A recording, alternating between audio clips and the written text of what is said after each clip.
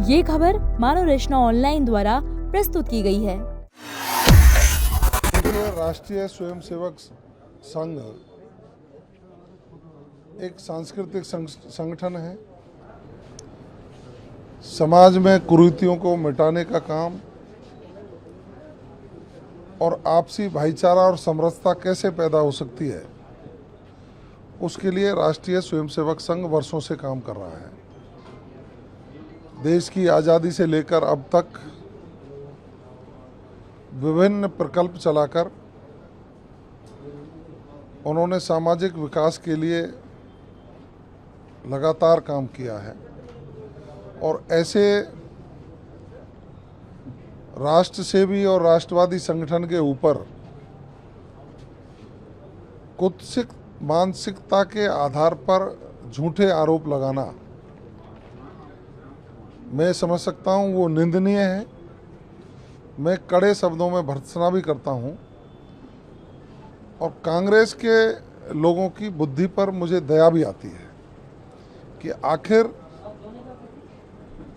ये लोग मंदबुद्धि लोगों की तरह बात करते हैं। जिस संगठन ने इस देश को बहुत कुछ दिया हो, उसके खिलाफ अनर्गल टिप्पणी चाहे माननीय अशोक गहलोत जी हों, चाहे माननीय डोटासरा जी हों, हमेशा करते हैं।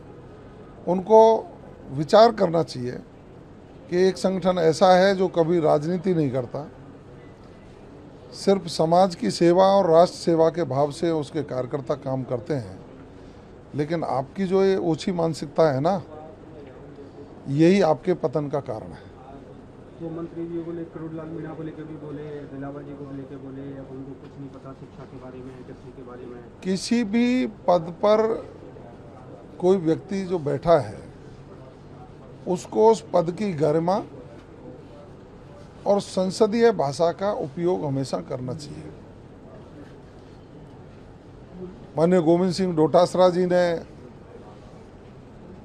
जिन शब्दों का उपयोग किया है, वो ये लगता है कि जैसे वो धमकी किसी को दे रहे हों।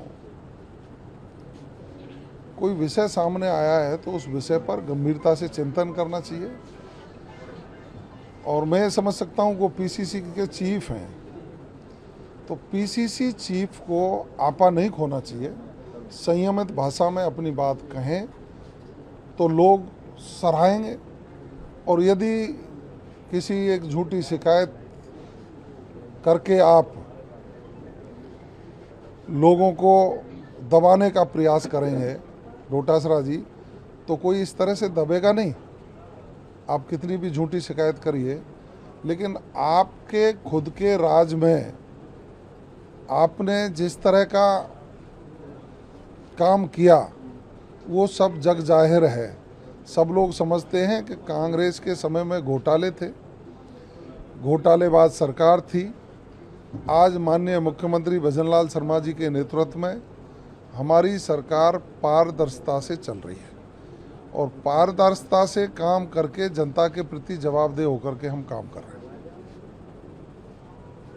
आप पाँचना बन जाके आए तो सर किस तरीके से मामला चलेगा? दो जातिगत, देखिए, पाँचना का जो विषय है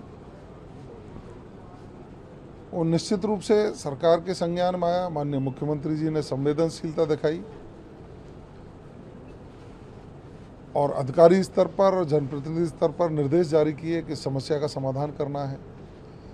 जब हम उसके डेप्थ में जाते हैं तो पाँचना बांध फ्लड कंट्रोल डैम है। 1972 में एक भयंकर बाढ़ आई, गंभीर नदी के आसपास के लोग तबाह हुए, जमीनें उबड़ खाबड़ हुई।